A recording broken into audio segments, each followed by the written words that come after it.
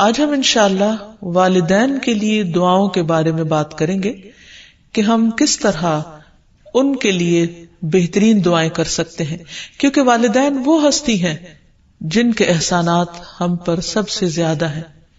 ان کے احسانات کا بدلہ ہم چکا نہیں سکتے، لیکن ہاں ایک صورت ہے کہ ہم ان کے لیے زیادہ سے زیادہ دعائیں کریں، خصوصاً اس وقت جب وہ دنیا سے جا چکے ہوں اور ہم ان کے لیے کسی قسم کی کوئی جسمانی خدمت یا مالی خدمت یا کسی اور طریقے سے کوئی مدد ان کی نہ کر سکتے ہوں.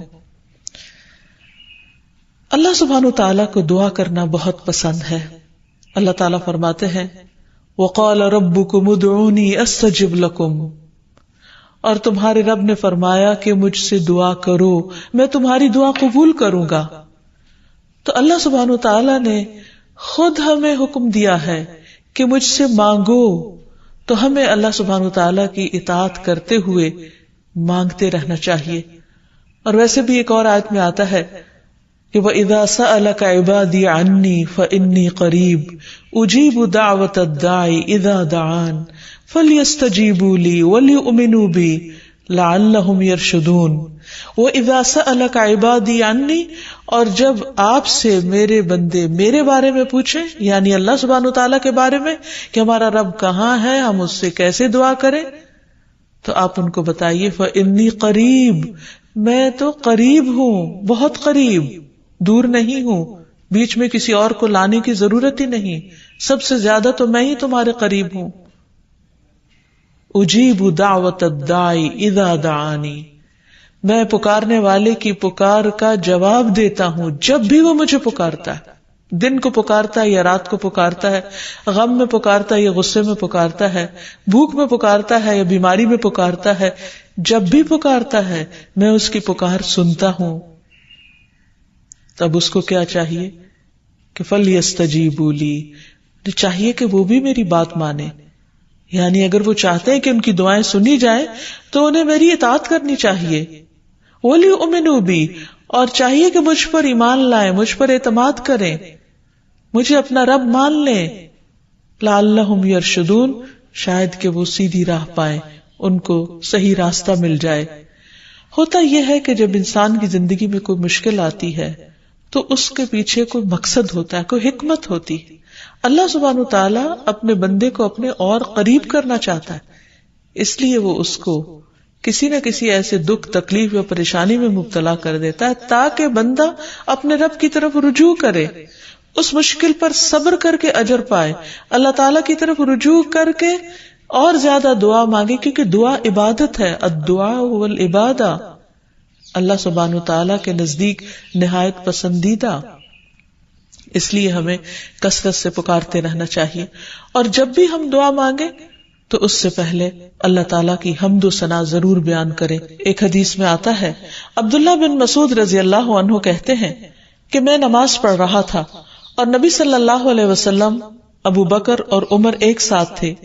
جب میں بیٹھا تو اللہ تعالیٰ کی حمد و ثنا بیان کی، پھر نبی صلی اللہ علیہ وسلم پر درود بھیجا، پھر اپنے لیے دعا کی تو نبی صلی اللہ علیہ وسلم نے فرمایا مانگو عطا کیا جائے گا، مانگو عطا کیا جائے گا. تو اس سے پتہ یہ چلتا ہے کہ دعا سے پہلے اللہ تعالیٰ کی حمد و ثنا بیان کرنا ضروری ہے.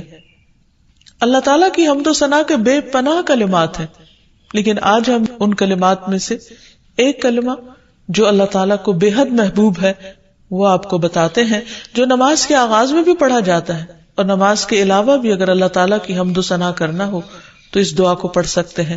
سبحانک اللہم وبحمدک وتبارک اسمک وتعالی جدک ولا الہ غیرک.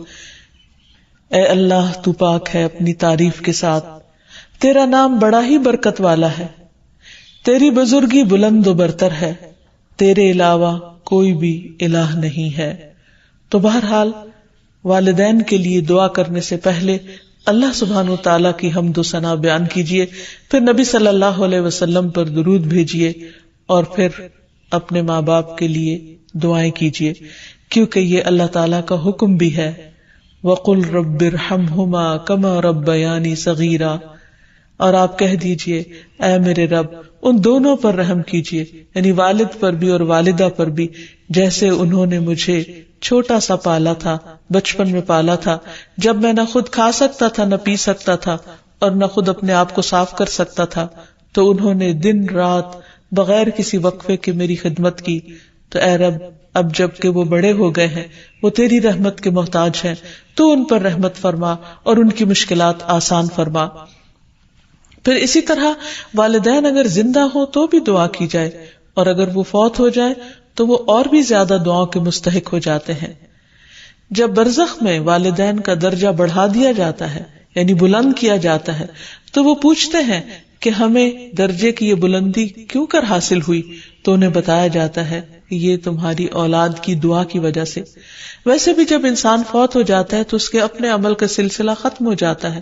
3 چیزیں مرنے کے بعد بھی فائدہ دیتی ہیں، جن میں سے ایک صدقہ جاریہ ہے، دوسرے ایسا علم جو انسان اپنے پیچھے چھوڑ جائے جس سے لوگ فائدہ اٹھائیں، اور تیسرے ولد صالح یدعو لہ، نیک اولاد جو اپنے والدین کے لیے دعائیں کرے. یعنی بیٹے کی دعا یا بچوں کی دعا اپنے والدین کے حق میں قبول ہوتی ہے، اس لیے خوب خوب دعائیں کرنی چاہیے. ہم دیکھتے ہیں کہ مختلف پیغمبر بھی اپنے رب سے اپنے والدین کے لیے دعائیں کرتے رہے ہیں، جن میں نوح علیہ السلام کی دعا ہے. وہ کہتے ہیں رب اغفر لی ولوالدی ولمن دخل بیتی مؤمنا وللمؤمنین والمؤمنات. اے میرے پروردگار، مجھے بخش دے اور میرے والدین کو بخش دے، اور ہر اس شخص کو جو میرے گھر میں مومن کی حیثیت سے داخل ہوا ہو، ان سب کو بھی بخش دے.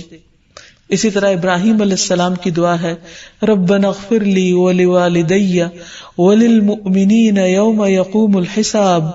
اے ہمارے پروردگار، مجھے، میرے والدین اور تمام مومنوں کو اس دن معاف کر دینا جس دن حساب لیا جائے گا. پھر اسی طرح ہم دیکھتے ہیں کہ صحابہ کرام اپنے والدین کے لیے دعائیں کیا کرتے تھے، جن میں خاص طور پر حضرت ابو ہریرہ کا ذکر ملتا ہے کہ وہ ایمان لے آئے تھے لیکن ان کی والدہ مشرکہ تھی، اور وہ نبی صلی اللہ علیہ وسلم کے بارے میں ایسے کلمات کہہ دیتی جس سے ان کو بہت تکلیف ہوتی. تو ایک مرتبہ اسی طرح کے کچھ کلمات سن کر وہ روتے ہوئے نبی صلی اللہ علیہ وسلم کے پاس آئے، کہنے لگے کہ یا رسول اللہ صلی اللہ علیہ وسلم، آپ میری والدہ کی ہدایت کی دعا کیجیے. بہرحال آپ صلی اللہ علیہ وسلم نے ہاتھ اٹھا دیے، ان کے لیے دعا کی، اور جب حضرت ابو ہریرہ واپس گھر پہنچے تو ان کی والدہ اسلام قبول کر چکی تھی. حقیقت یہ ہے کہ والدین کے لیے خود بھی دعا کرنی چاہیے اور دوسروں سے بھی دعا کی درخواست کرنی چاہیے. پھر اسی طرح ہم دیکھتے ہیں کہ ایک مرتبہ ابو ہریرہ جب اپنے وطن پہنچے تو بڑی اونچی آواز میں کہا اما جان السلام علیکی ورحمۃ اللہ وبرکاتہ. انہوں نے جواب دیا وعلیک السلام ورحمۃ اللہ وبرکاتہ. پھر ابو ہریرہ کہنے لگے اللہ تعالیٰ آپ پر رحم فرمائے جیسا کہ آپ نے بچپن میں میری پرورش فرمائی.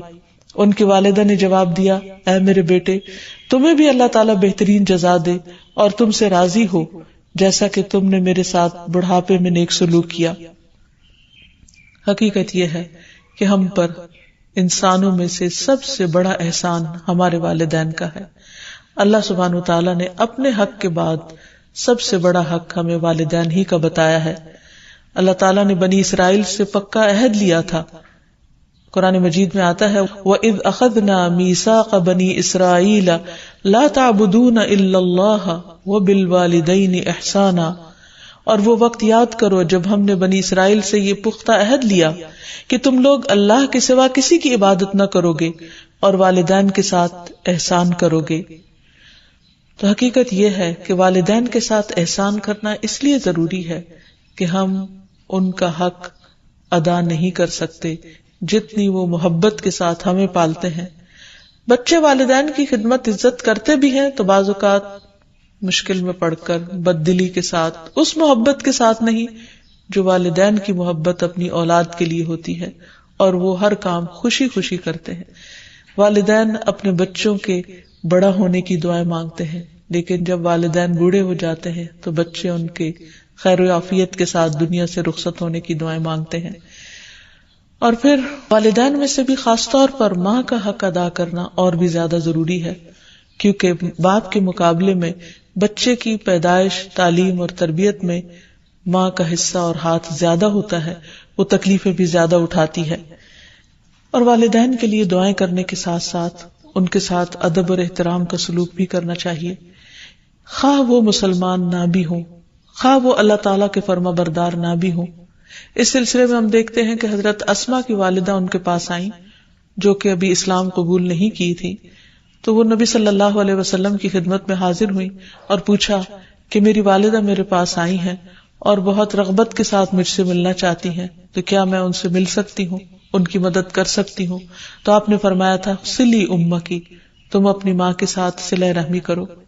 اس بارے میں اللہ سبحانہ وتعالیٰ قرآن مجید میں بھی حکم دیتے ہیں کہ اگر وَإِن جَاهَدَاكَ عَلَىٰ أَن تُشْرِكَ بِي مَا لَيْسَ لَكَ بِهِ عِلْمٌ فَلَا تُطِعْهُمَا وَصَاحِبْهُمَا فِي الدُّنْيَا مَعْرُوفًا، کہ اگر وہ تجھ پر دباؤ ڈالیں کہ تو میرے ساتھ کسی ایسی چیز کو شریک بنائے جس کا تجھے کچھ علم نہیں، تو تم ان کا کہنا نہ ماننا، البتہ دنیاوی معاملات میں ان کے ساتھ بھلا سلوک کرنا، ان کے ساتھ بھلائی کے ساتھ رفاقت کرنا، یعنی عمدہ طریقے سے اچھے طریقے سے زندگی بسر کرنا. پھر اسی طرح خاص طور پر والدین کے ساتھ نرم سلوک کرنے کا حکم دیا گیا، کیونکہ والدین جو عمر میں بڑے ہوتے چلے جاتے ہیں یا جس طرح ان کی قربانیاں زیادہ ہوتی ہیں تو وہ اپنی اولاد سے زیادہ ایکسپیکٹ بھی کرتے ہیں، تو انہیں بچوں کی طرف سے ملنے والی چھوٹی سی تکلیف بھی بہت ناگوار ہوتی ہے. تو اس لیے خاص طور پر ایکسٹرا کیئر کی ضرورت ہے والدین کے ساتھ معاملہ کرتے وقت، یعنی گفتگو میں بھی، پوسچر میں، رویے میں، معاملے میں، ہر چیز میں نرمی برتنے کی ضرورت ہے. اس سلسلے میں اللہ تعالیٰ فرماتے ہیں وَاخْفِضْ لَهُمَا جَنَاحَ الذُّلِّ مِنَ الرَّحْمَةِ وَقُلْ رَبِّ ارْحَمْهُمَا كَمَا رَبَّيَانِي صَغِيرًا، اور ان پر رحم کرتے ہوئے انکساری کے ساتھ ان کے آگے جھکے رہو اور ان کے حق میں دعا کرو کہ اے میرے رب ان پر رحم فرما جیسا کہ انہوں نے بچپن میں مجھے محبت اور شفقت کے ساتھ پالا تھا. اس سلسلے میں ہمیں ایک روایت میں یہ بھی ملتا ہے، عبداللہ بن مسعود کہتے ہیں کہ ایک شخص نے نبی صلی اللہ علیہ وسلم سے پوچھا کہ کون سا عمل سب سے افضل ہے؟ آپ نے فرمایا وقت پر نماز پڑھنا اور والدین کے ساتھ نیکی کرنا، پھر اللہ کے راستے میں جہاد کرنا. یعنی سب سے پہلا کام نماز، اور پھر انسانوں میں سے والدین کے ساتھ حسن سلوک. لیکن عام طور پر والدین کو اولاد کے ساتھ شکایت ہی رہتی ہے، کیونکہ بعض اوقات لوگ نماز بھی پڑھ لیتے ہیں، صدقہ خیرات بھی کر لیتے ہیں، لوگوں کے ساتھ اچھی طرح بھی معاملہ کر لیتے ہیں، لیکن والدین کے ساتھ ان کا وہ شفقت اور محبت کا معاملہ نہیں ہوتا جس کو وہ ڈیزرو کرتے ہیں. آپ دیکھیں کہ آیت میں کتنی تاکید کے ساتھ کہا جا رہا ہے کہ وَاخْفِضْ لَهُمَا جَنَاحَ الذُّلِّ، کہ تم اپنے پر یعنی اپنے کندھے ان کے سامنے عاجزی اور انکساری کے ساتھ جھکا کے رکھو. یعنی جب ان کے سامنے بیٹھو یا کھڑے ہو یا بات کرو تو اس وقت بھی تمہارے اندر ایک خاص قسم کا جھکاؤ ہونا چاہیے. پھر اسی طرح یہ ہے کہ والدین کو اف تک کہنے کی اجازت نہیں. بعض اوقات انسان کا اپنے والدین کے ساتھ ڈس ایگریمنٹ ہو جاتا ہے، کسی بات پر اختلاف ہو سکتا ہے، وہ دین کا معاملہ ہو سکتا ہے، وہ دنیا کا معاملہ ہو سکتا ہے، وہ سوچ کا فرق ہو سکتا ہے، وہ جنریشن گیپ ہو سکتا ہے، وہ کوئی بھی چیز ہو سکتی، لیکن اس میں اولاد کو یہ حق نہیں دیا گیا کہ وہ والدین کے ساتھ بدتمیزی کرے.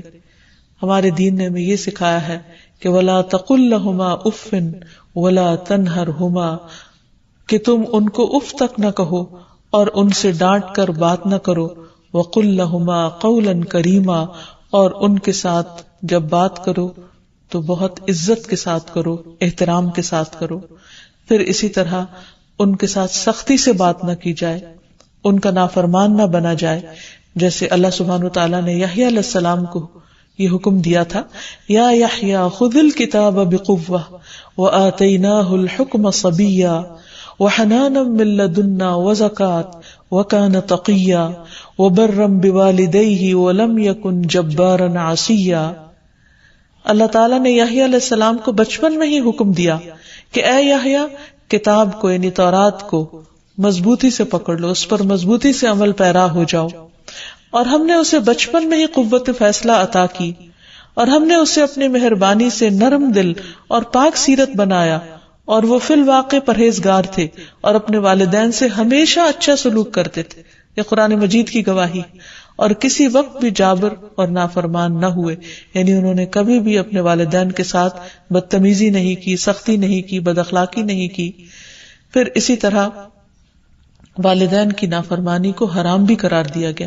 حدیث میں آتا ہے کہ ان اللہ حرم علیکم عقوق الامہات، اللہ نے تم پر ماؤں کی نافرمانی کو حرام قرار دیا ہے.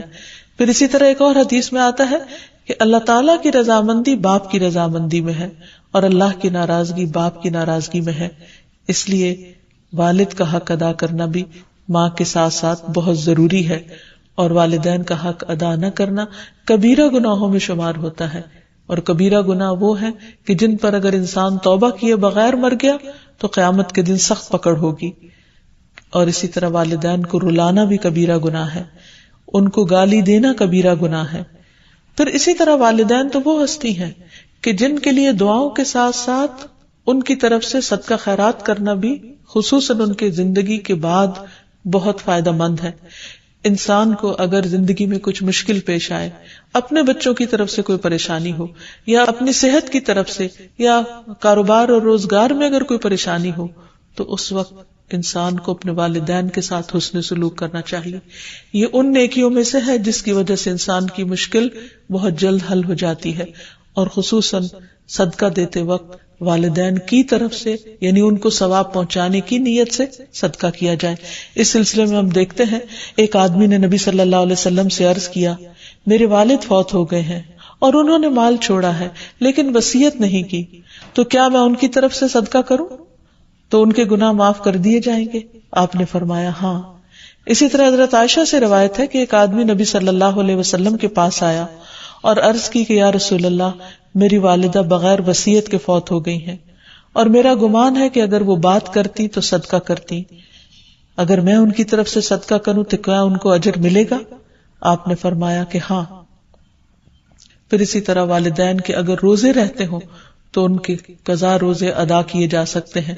اگر وہ حج نہ کر پائے ہوں تو ان کی طرف سے حج بدل کیا جا سکتا ہے، یہ ان کے لیے ایک بہت بڑا احسان ہوگا. پھر اسی طرح ان کی نظر پوری کی جا سکتی ہے کہ اگر انہوں نے زندگی میں کسی سے کوئی وعدہ کیا ہو اور وہ اسے پورا نہ کر سکے ہوں، اللہ تعالیٰ کے لیے کوئی نظر مانی ہو اور اسے پورا نہ کر سکے ہوں، تو اس کو ادا کر دیا جائے. تو خلاصہ یہ ہے کہ انسان اپنے والدین کے ساتھ جو احسان کر سکتا ہے، اس میں جب وہ زندہ ہوں تو ان کا دل خوش کرے، ان کی خدمت کرے، ان پر اپنا مال خرچ کرے، ان کی اطاعت اور فرما برداری کرے، خواہ وہ اللہ کے فرما بردار ہوں یا نہ ہوں، ان کے ساتھ حسن سلوک کرتا رہے. جب وہ فوت ہو جائے تو ان کی طرف سے صدقہ خیرات کرے، والدین کے دوستوں کے ساتھ حسن سلوک کرے، اور اس کے ساتھ ساتھ ان کے لیے خوب خوب دعائیں کرے. اور خصوصاً یہ مختصر سی دعا جو اللہ سبحانہ وتعالیٰ نے خود حکم دیا کرنے کو، رب ارحمہما کما ربیانی صغیرا، اس دعا کی خوب خوب تکرار کرے اور ان کی بخشش کی بھی دعا کرے. دعائیں کریں، دن رات دعائیں کریں، لیکن آپ صورت نہیں دے سکتے ان کو. بالکل نہیں، میں آج قرآن پڑھا تو آج کا فلاں کے لیے، آج کا فلاں کے، یہ نہیں ہو سکتا. یہ آپ ہی کے لیے. نماز بھی نہیں کر سکتے کہ یہ میرے 2 نفل فلاں کے لیے، کوئی دلیل نہیں اس کی سنت میں. مالی عبادات جو ہیں اور ٹو سم ایکسٹینٹ جسمانی، جیسے روزہ وغیرہ، حج ہے، وہ تو ہیں، لیکن پیورلی جو جسمانی ہے جیسے نماز ہے، یہ قرآن پڑھنا ہے، وہ نہیں. اس سے قیاس کیا جاتا ہے کہ حج کر سکتے تو عمرہ بدل بھی ہوتا ہے تو طواف بھی اس سینس میں ہو جاتا ہے. صدقہ جاریہ اس لیے ہوگا کہ انہوں نے آپ کو پڑھایا لکھایا تو وہ صدقہ جاریہ ان کے لیے بن جائے گا. اولاد جو کام نیک کرتی ہے وہ ماں باپ کو ملتے ہیں، لیکن آپ یہ نہیں کر سکتے، جو بھی پڑھیں گے آپ یہ نہیں کر سکتے کل ہو اللہ ان کے لیے اور کل اعوذ برب الفلق میرے لیے، یہ نہیں. وہ بھی ان کے لیے اور دوسری بھی ان کے لیے، سب ملے گا ان کو کیونکہ آپ پڑھ رہی ہیں. یعنی آپ یہ نہیں کہہ سکتے کہ یہ سورت کے اتنے حرف کی جو اتنے 1000 نیکیاں بنتی ہیں وہ نیکیاں میرے بجائے فلاں کو مل جائیں. یہ کر سکتے کہ سورت پڑھنے کے بعد جو دعا کی قبولیت کا وقت ہے آپ اس میں ان کے لیے دعا کریں. جی، کسی کی نماز نہیں پڑھی جا سکتی. جی، کیونکہ کہیں کوئی حدیث ایسی نہیں ہے کہ جب کوئی فوت ہو جائے تو تم اس کی نماز پڑھ دو. روزے کا ملتا ہے ہمیں، ہم رکھ سکتے ہیں، نماز کا نہیں. نماز ایک ایسی عبادت ہے، ایسا فریضہ ہے جو ہر بندے کو اپنے لیے خود ہی کرنا ہے. اور اگر کوئی اپنے لیے نہیں کر کے گیا تو آپ اسے پڑھ کے نہیں دے سکتے. ورنہ تو کیا ہوتا, آپ ایک سرونٹ رکھ لیتے نمازوں کے لیے, جن کے پاس پیسے ہوں وہ کیا کرے, ایک بندہ ہائر کرے اور کہے تمہاری ڈیوٹی ہے میری روز کی 5 نمازیں پڑھنا. تو کیا یہ کیا جا سکتا؟ زندگی میں بھی کوئی آپ کے لیے پڑھ سکتا ہے؟ نہیں. لیکن صدقہ زندگی میں بھی کوئی آپ کی طرف سے دے سکتا ہے, مرنے کے بعد بھی دے سکتا ہے. ٹھیک ہے, آپ کو سکھایا ہوا علم زندگی میں بھی آپ کے کوئی آگے سکھا سکتا ہے, بعد میں بھی سکھا سکتا. لیکن یہ طریقہ جو ہے نا, یہ درست نہیں ہے کہ کوئی میری نماز پڑھ دے, کوئی میرا قرآن پڑھ دے, کوئی میری ذکر کر دے اور کوئی میری دعا کر دے اور میں صرف دنیا میں عیش کروں. یہ نہیں, کیونکہ عبادت کے لیے آپ پیدا کیے گئے اور آپ نے خود نہیں کی اور اوروں سے کراتے رہے. بخشش کے لیے لوگوں کو سپارے بانٹ کے ان سے قرآن ختم کروانا, اس کی کوئی دلیل نہیں. قرآن جو ہے وہ ہدایت کی کتاب ہے, ٹھیک ہے, اس کو پڑھنے سے ثواب ملتا ہے, لیکن اسی کو ملے گا جو پڑھے گا. اور پھر یہ کہ قرآن کہتا ہے کہ فقرؤ ما تیسر منہ, جو آسانی سے پڑھ سکو اتنا پڑھو.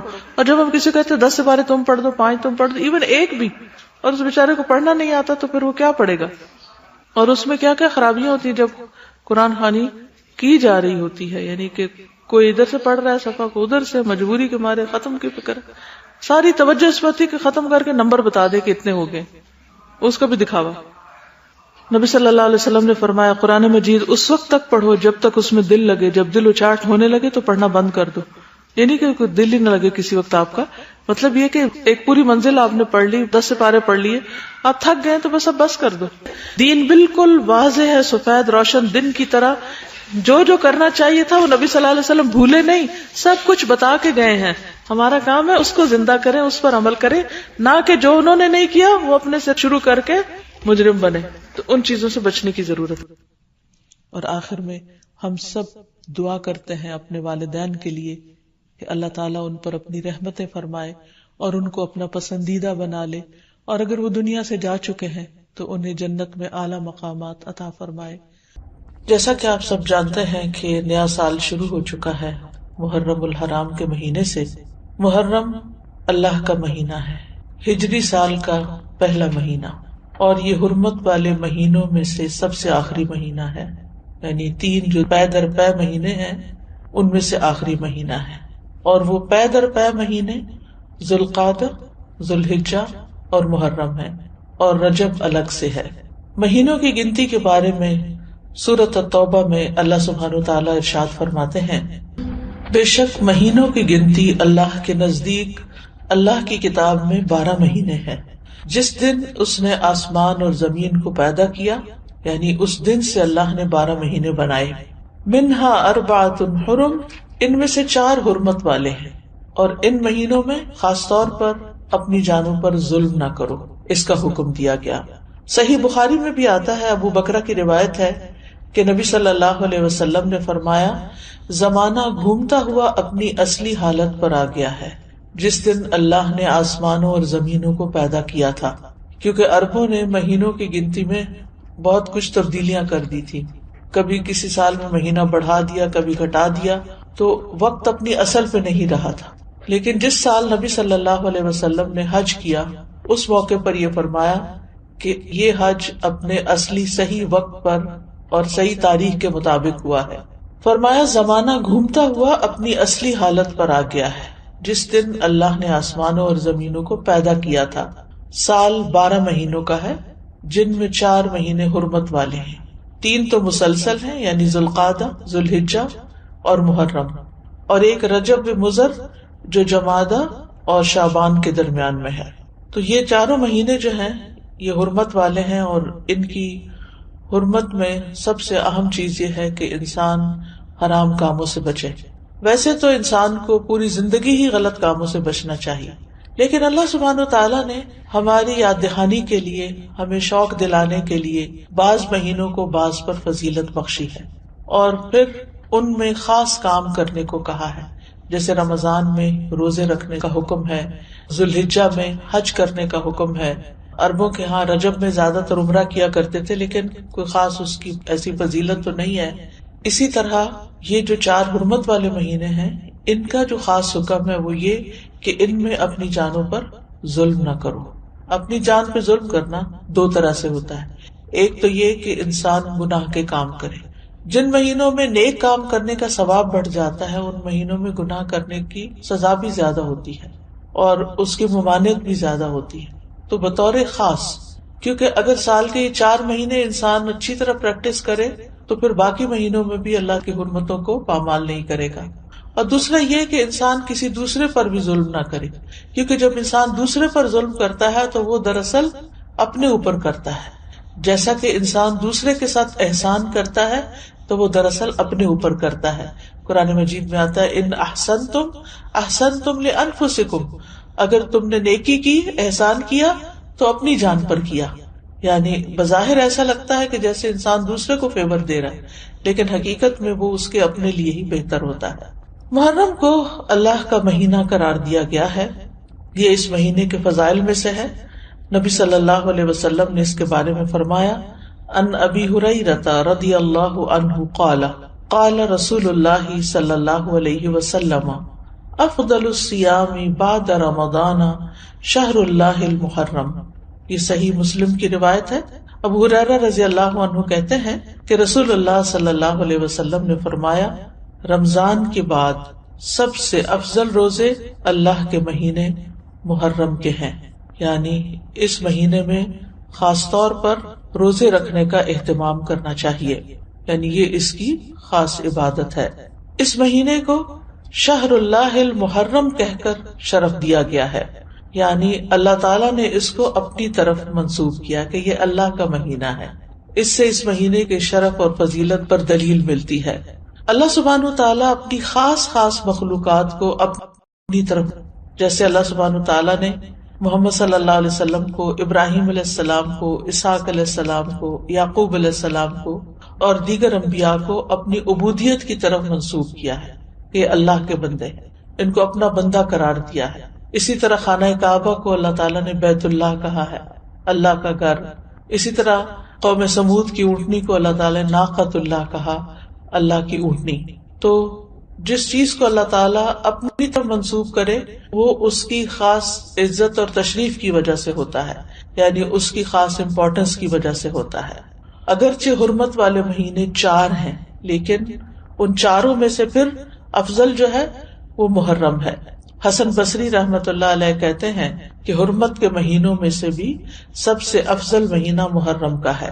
اگر دیکھا جائے تو سال کا آغاز اور اختتام دونوں ہی حرمت والے مہینوں سے ہوتے ہیں. حسن بصری کہتے ہیں کہ اللہ نے سال کو حرمت والے مہینے سے شروع کیا، یعنی محرم سے شروع کیا، اور سال کا اختتام بھی حرمت والے مہینے کے ساتھ کیا، یعنی ذوالحجہ کے ساتھ. اور پھر اللہ کے نزدیک ہجری سال میں رمضان کے بعد محرم سے زیادہ اور کوئی مہینہ عظمت والا نہیں. تو اس سے آپ اندازہ لگا سکتے ہیں کہ اس مہینے کی کتنی فضیلت ہے. اور محرم میں سے بھی پہلے 10 دن زیادہ فضیلت کے ہیں. سلف صالحین 3 عشروں کی تعظیم کیا کرتے تھے. ابو عثمان نہدی رحمہ اللہ کہتے ہیں کہ سلف صالحین 3 عشروں کی تعظیم کرتے تھے: رمضان کے آخری 10 دن، ذوالحجہ کے پہلے 10 دن اور ماہ محرم کے پہلے 10 دن. یعنی یہ 3 جیسے دھاکے جن کو کہتے ہیں، یعنی 10 دن پر مشتمل دن، یہ باقی دنوں کی نسبت زیادہ اہمیت کے حامل ہیں. حرمت والے مہینوں میں خاص طور پر ظلم کی ممانعت ہے. اللہ سبحانہ تعالیٰ نے ان مہینوں میں جان پر ظلم کرنے سے منع کیا. فرمایا فلا تظلموا فیہن انفسکم. لہذا ان مہینوں میں خاص طور پر اس چیز کا اہتمام کرنا ضروری ہے. یعنی حرمت والے مہینوں میں ظلم کی سنگینی کا ذکر ہے، یعنی اس میں ظلم کرنا، کسی بھی انسان پر، کسی جاندار پر، کسی بھی چیز پر کسی کا بھی حق نہ دینا، یہ زیادہ بڑا گناہ ہے. یعنی دوسرے مہینوں کی نسبت اگرچہ سارا سال ہی منع ہے، ہر حال میں ظلم سنگین ہوتا ہے، لیکن ان مہینوں میں بطور خاص منع کیا گیا ہے. پھر ایک اور بات یہ ہے کہ محرم کے مہینے میں خاص عبادت جو ہے وہ روزے رکھنے کی ہے. تو اس مہینے میں اللہ کی توفیق سے اگر ممکن ہو تو کثرت سے روزے رکھنا مستحب ہے. روزوں کے اعتبار سے رمضان کے بعد سب سے افضل مہینہ ہے. صحیح مسلم کی روایت ہے، ابو ہریرہ کہتے ہیں کہ رسول اللہ صلی اللہ علیہ وسلم نے فرمایا رمضان کے بعد سب سے افضل روزے اللہ کے مہینے محرم کے ہیں.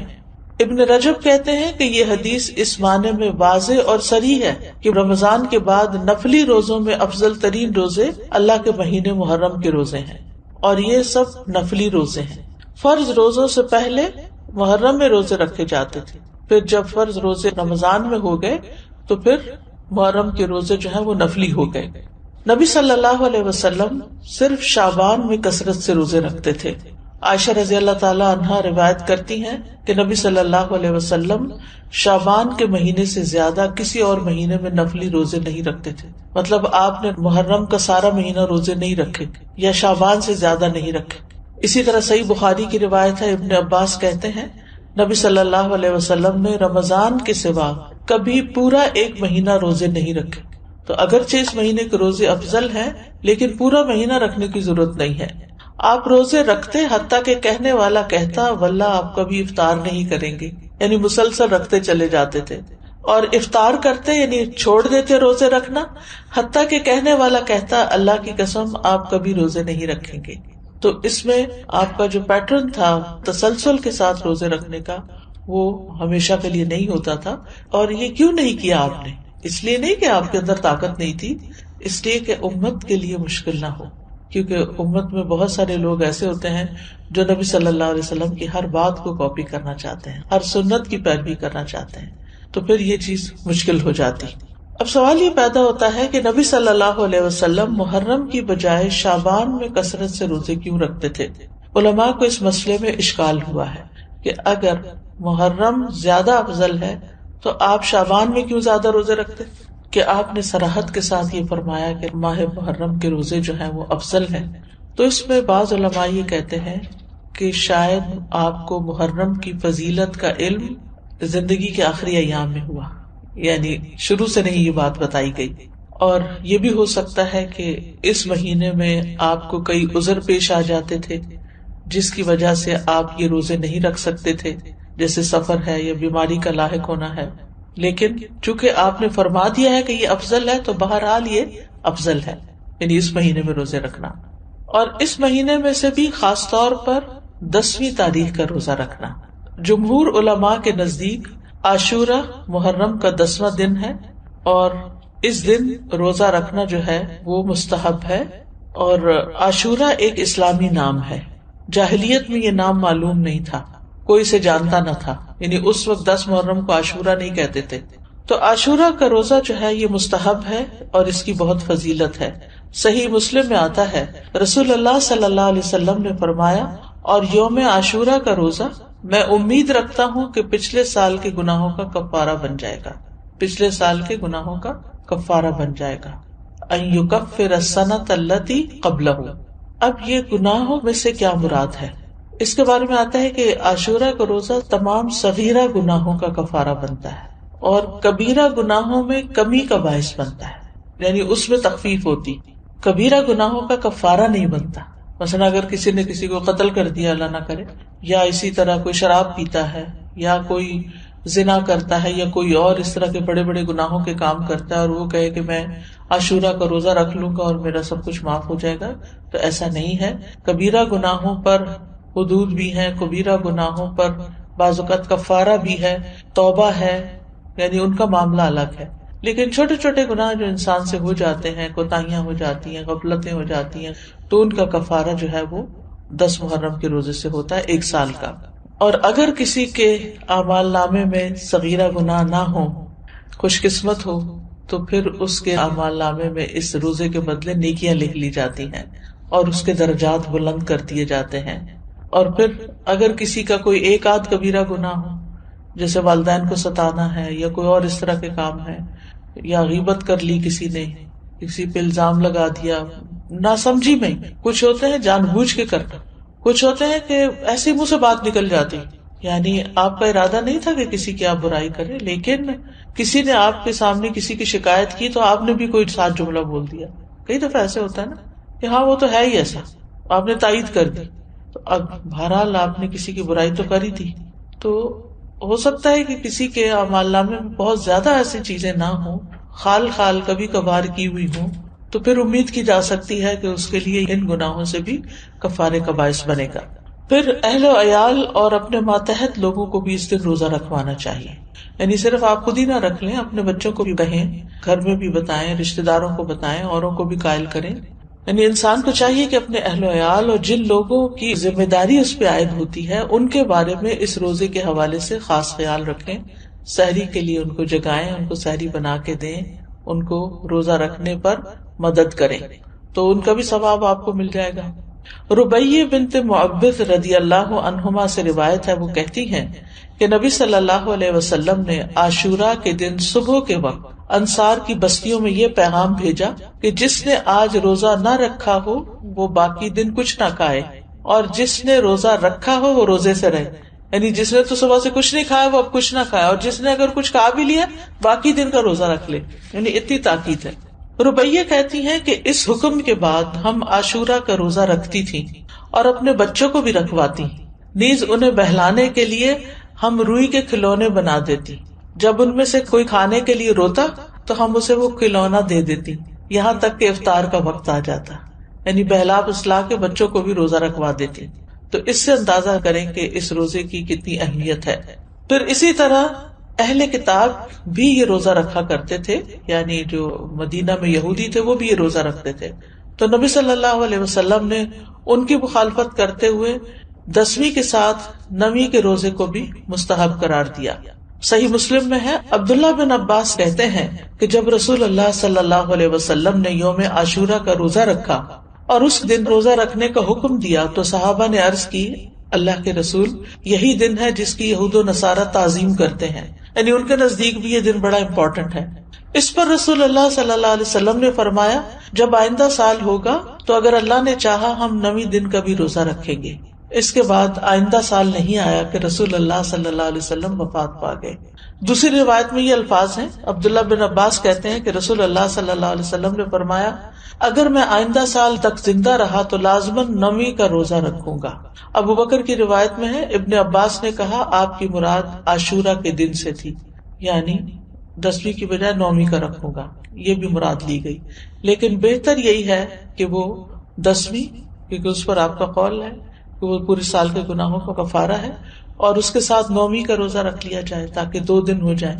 اور جو 9 محرم کا روزہ نہ رکھ سکے تو وہ 10ویں کے ساتھ 11ویں کا روزہ رکھ لے.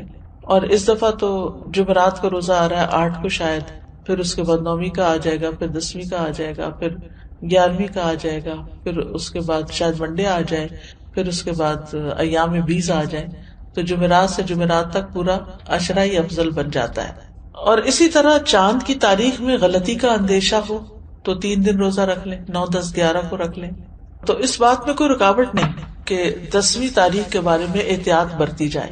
بعض اوقات اختلاف مطالعے کی وجہ سے لوگ کنفیوژن کا شکار ہوتے ہیں، آپس میں جھگڑتے ہیں، آج 9ویں ہے یا آج 10ویں ہے، آج کیا ہے کیا نہیں.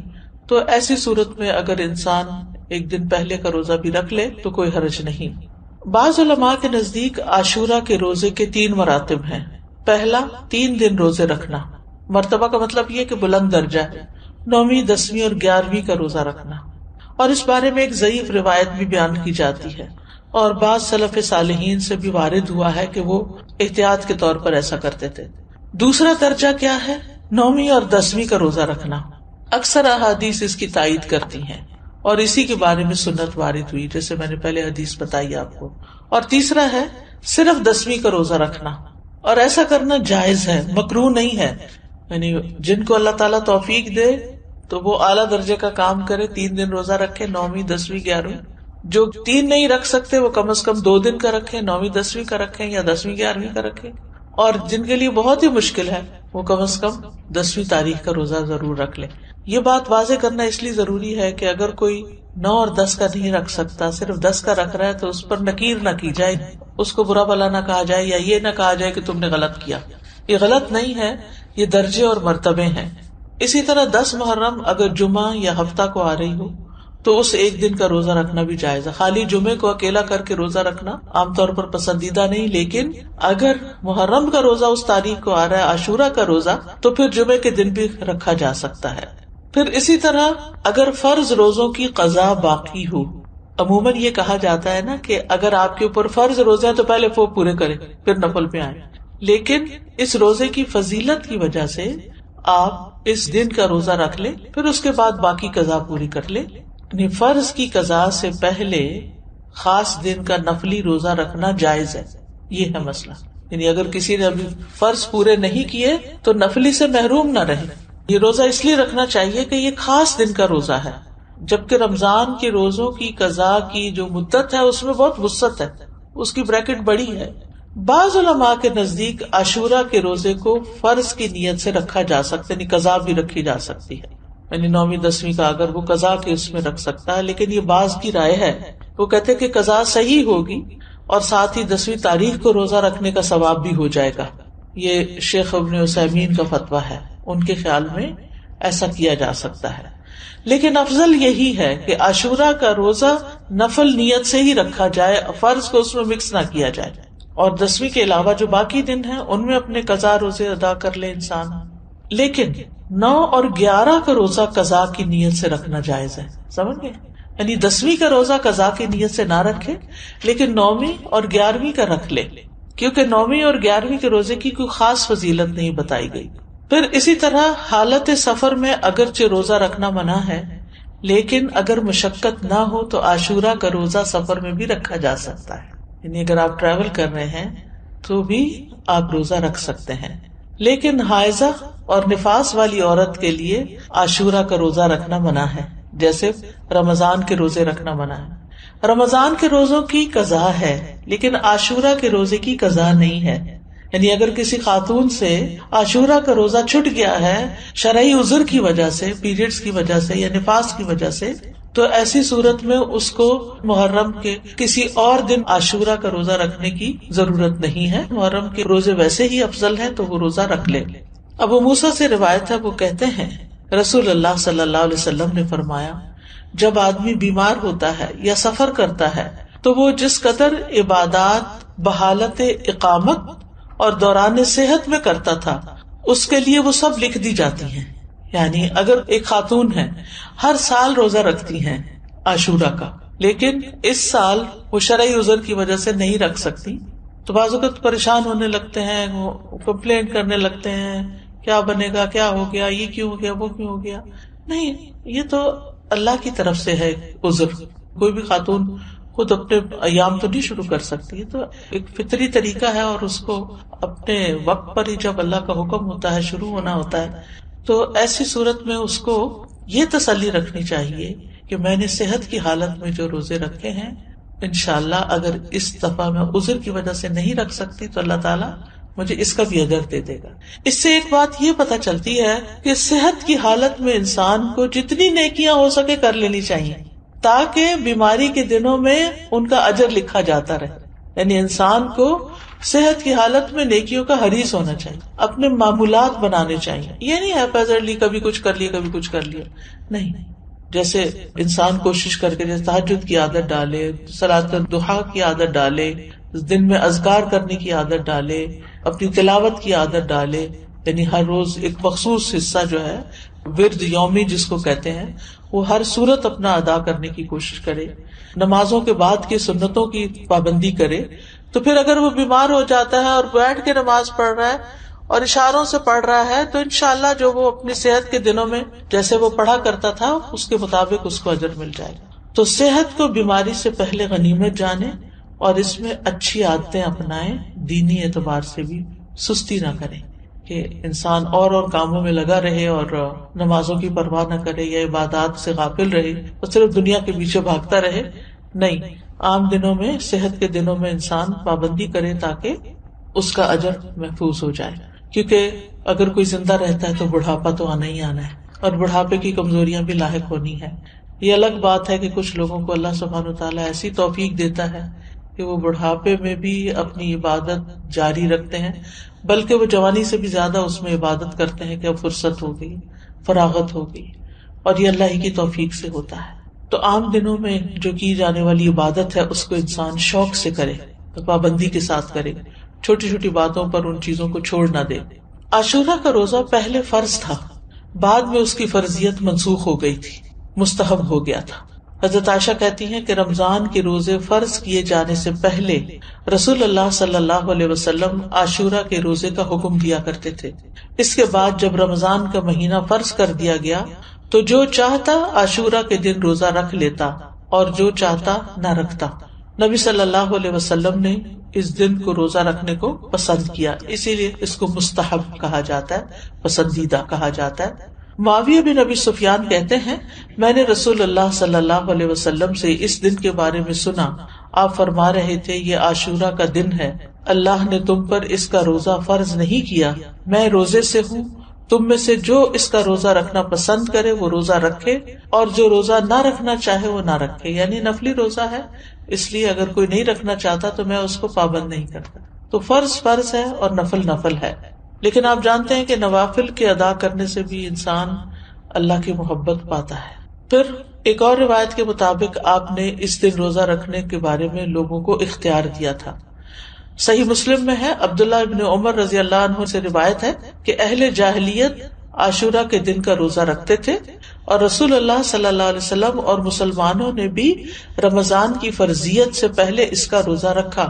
اس کے بعد رمضان فرض کر دیا گیا تو رسول اللہ صلی اللہ علیہ وسلم نے فرمایا عاشورہ بھی اللہ کے دنوں میں سے ایک دن ہے، جو چاہے اس کا روزہ رکھ لے اور جو چاہے چھوڑ دے۔ لیکن یہ یاد رکھیے کہ عرفہ کا روزہ عاشورہ کے روزے سے افضل ہے۔ ابھی پچھلے مہینے جو عرفہ کا روزہ رکھا گیا تھا 9 تاریخ کا روزہ، وہ 2 سال کے گناہوں کا کفارہ ہے، جبکہ محرم کا روزہ جو ہے وہ 1 سال کے گناہوں کا کفارہ ہے۔ اس کی حکمت کے بارے میں کہا جاتا ہے کہ 10ویں محرم کا روزہ موسیٰ علیہ السلام کی طرف منسوب ہے، اور عرفہ کا روزہ نبی صلی اللہ علیہ وسلم کی طرف منسوب ہے۔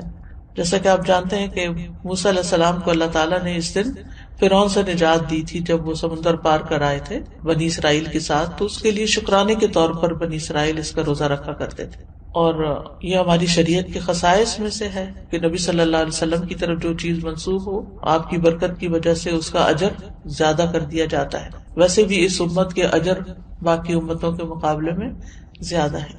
اسی طرح کچھ اور وجوہات بھی بتائی گئی ہیں، اور یہ کہا جاتا ہے کہ عرفہ کا دن جو ہے وہ حرمت کے مہینوں میں سے درمیانی مہینے میں، اس سے پہلے بھی حرمت والا مہینہ، اس کے بعد بھی۔ یہ ایک رائے ہے۔ ایک قول یہ ہے کہ 10ویں محرم کو اللہ نے موسیٰ علیہ السلام پر اپنی نعمت کو مکمل کیا، انہیں ان کے دشمن سے نجات دی، اور عرفہ کے دن اللہ نے اپنے رسول محمد صلی اللہ علیہ وسلم پر رسالت مکمل کر کے ان پہ انعام فرمایا۔ الیوم اکملت لکم دینکم واتممت علیکم نعمتی ورضیت لکم الاسلام دینا۔ اور دین میں حاصل ہونے والی مکمل نعمت جسم میں حاصل ہونے والی مکمل نعمت سے زیادہ افضل ہے۔ یعنی بنی اسرائیل کو نعمت ملی تھی جسمانی آزادی کی، جو فرعون نے ان کو غلام بنا رکھا تھا، اور محمد صلی اللہ علیہ وسلم کی امت کو کامل دین ملا اس دن۔ تو دین جو ہے وہ جسم سے افضل ہے۔ دینی نعمتیں، روحانی نعمتیں جسمانی نعمتوں سے افضل ہوتی ہیں، لیکن ہم عام طور پر جسمانی نعمتوں کے حصول کے لیے زیادہ کوشش بھی کرتے ہیں اور زیادہ ایکسپرٹیز حاصل کرتے ہیں۔ پھر اسی طرح اس مہینے کے روزے ہوں یا عرفہ کا روزہ ہو یا رمضان کا روزہ ہو، روزوں کے اپنے جسمانی اور نفسیاتی فوائد ہیں، اور بعض اوقات انسان کی عقل سے باہر ہے۔ کوشش ہمیں یہ کرنی چاہیے کہ کوئی مہینہ ایسا نہ گزرے کہ جس میں ہم کم از کم 1 روزہ نہ رکھیں یا 3 دن کے روزے نہ رکھیں، کیونکہ ہر مہینے میں 3 دن کے روزے جو ہیں وہ سینے کا وحر دور کرتے ہیں۔ عمرو بن شرحبیل سے سنن نسائی کی روایت ہے، نبی صلی اللہ علیہ وسلم سے کہا گیا کہ ایک آدمی ہمیشہ روزے رکھتا ہے، آپ نے فرمایا کاش وہ کبھی کھانا نہ کھاتا اور مر جاتا۔ یعنی پسند نہیں کیا نا آپ نے اس بات۔ لوگوں نے عرض کیا 2/3 دنوں کے روزے کیسے ہیں؟ 2/3 یعنی 1 مہینے کا 2/3۔ آپ نے فرمایا یہ بھی بہت زیادہ ہے۔ انہوں نے کہا نصف دنوں کے، آپ نے فرمایا یہ بھی زیادہ ہے۔ 2/3 نے 20 دن روزے، اور 1/3 10 دن کے روزے۔ پھر فرمایا میں تمہیں وہ روزے نہ بتاؤں جو سینے کا کینہ دل کے مفاسد دور کرنے کے لیے کافی ہیں؟ ہر ماہ میں 3 دن کے روزے، تو ہر ماہ میں 3 دن کے روزے ایام 20 کے روزے ہو سکتے ہیں، یا آپ سوموار جمعرات میں سے کوئی ہر ہفتے ایک کر کے، ویسے تو 4 ہفتے بنتے لیکن 3 ہفتے لے لیجئے اور ایک روزہ ان دنوں میں سے کسی دن رکھ لیجئے۔ ہر مہینے کے 3 روزوں کا جو اجر ہے وہ بہت زیادہ ہے، زمانے بھر کے روزوں کا اجر لکھا جاتا ہے۔ یعنی 1 روزہ 10 کے برابر ہے، 10 دن، یعنی مہینے میں 3 عشرے ہوتے ہیں نا، تو آپ نے 3 روزے رکھے تو وہ 3 عشروں کے برابر ہو گئے۔ تو سارا سال آپ ایسا کر رہے ہیں تو گویا آپ پوری زندگی روزے سے ہی ہیں۔ پھر یہ کہ نفس سے شیطان کے وسوسے کو ختم کرتا ہے، سبحان اللہ۔ روزہ جو ہے یہ بحر دور کرتا ہے. یہ جو وسوسے ہمیں ستاتے ہیں نا، بعض اوقات نعوذ باللہ اللہ تعالیٰ کے بارے میں کوئی ایسی بات ذہن میں ڈال دیتا ہے، کوئی رسول اللہ صلی اللہ علیہ وسلم کے بارے میں، دین کے بارے میں، قرآن کے بارے میں، انسانوں کے بارے میں. شیطان کا تو کام ہی وسوسے ڈالنا ہے. من شر الوسواس الخناس الذی یوسوس فی صدور الناس من الجنۃ والناس. تو روزہ رکھنے سے شیطان کے وسوسوں سے نجات ملتی. شیطان جسم میں خون کی طرح دوڑتا ہے، تو جب ہم زیادہ کھاتے پیتے ہیں، ہماری سرکولیشن زیادہ ہوتی ہے تو اس کی بھی ایکٹیویٹی زیادہ ہوتی ہے. اور جب ہم روزہ رکھتے ہیں تو وہ رگیں تنگ ہوتی ہیں اور شیطان کو تنگی ہوتی ہے، تو وہ اپنا کام بہتر طور پہ نہیں کر سکتا. پھر اسی طرح یہ بھی آتا ہے کہ یہ روزے دار کے دل کو کینے، بغض سے اور عداوت سے پاک کر دیتے ہیں. بعض اوقات انسان اپنے آپ سے ہی پریشان اور تنگ ہوتا ہے کہ کچھ لوگوں کے بارے میں اس کے دل میں جو غصہ یا غضب ہوتا ہے وہ نکلتا نہیں.